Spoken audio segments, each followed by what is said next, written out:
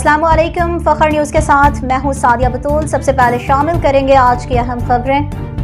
متحدہ قومی movement MQM Pakistan کے موجودہ اندرونی اختلافات پارٹی کو کہاں لے کر جا رہے ہیں؟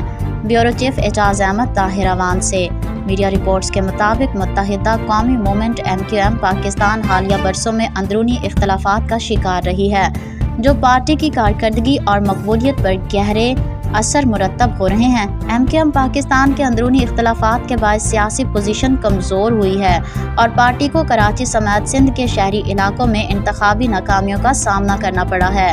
پارٹی کے اندر مختلف دھڑے بندیوں اور تنظیمی مسائل کی وجہ سے کارکنان اور ووٹرز کی حمایت میں کمی واقع ہوئی ہے۔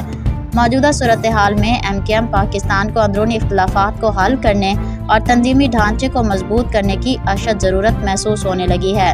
اس اقدام سے سندھ کے شہری علاقوں میں اپنے ساتھ مقبولیت اور سیاسی اثر و رسوخ بحال کرنے پر زور بے حد ضروری ہو گیا ہے۔